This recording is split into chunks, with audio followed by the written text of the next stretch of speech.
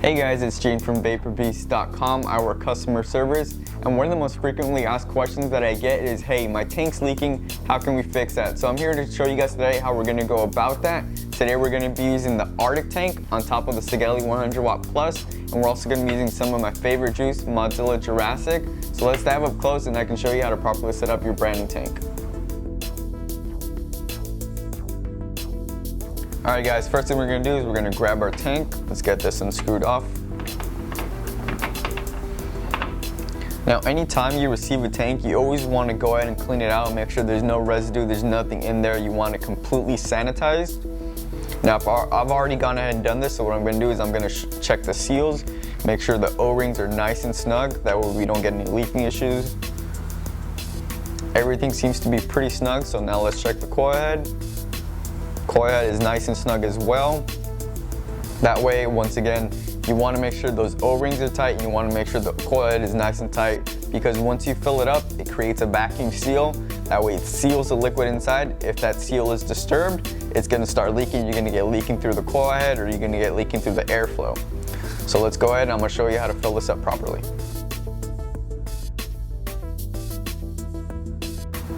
Alright guys, first things first, let's get our Mozilla bottle open. Now the way to fill up a tank is you want to fill it on the sides, that way the liquid travels straight down, it doesn't get in that center airway. If anything gets in that center airway, it's going to come up through the drip tip, or when you seal it off completely, it's going to stay in this airway, and that's where you get gurgling and leaking issues, because from the airway, it goes straight to the coil head and out through your airflow slots. So, like I said, you want to keep it down the sides. So let's get this nice and perfect. Down the sides.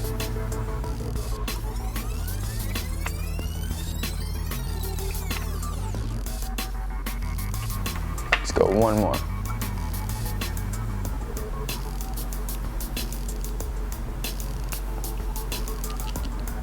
Alright, now that that's filled up, not completely, we're going to go how to prime a coil head.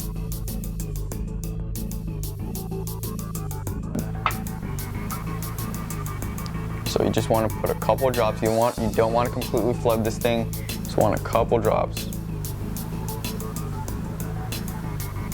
Okay. So let that soak in real quick. Let's do another one. Now I'm not completely flooding the coil, I'm just making sure it's a little bit saturated before we seal this up. Since this specific tank has some cutouts on the side, we're just going to put one drop on each side. Drop there. Let's turn it around. Drop there. Alright, so it is a little bit saturated, that way we can get it started up, so let's go ahead and let's reassemble this.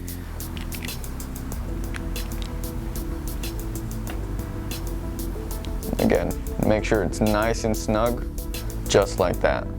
Flip it over. Now the key part is you want to let it sit. It didn't soak up completely, so now we're going to let it sit and we're going to let it soak up. Alright guys, now that we've let this sit for about 10 minutes, let's put it back on our device.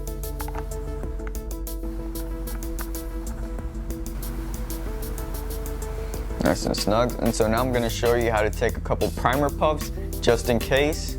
So completely close off that airflow, cut it off, and now just take a couple primer puffs. And what I mean by that is just basically puff on it while the airflow is completely closed. That allows just a little bit more juice to kind of seep in there. Alright guys, now that we've taken our primer puffs, should be all good to go. Once again, this is Gene from VaporBeast.com, telling you guys to keep it beast.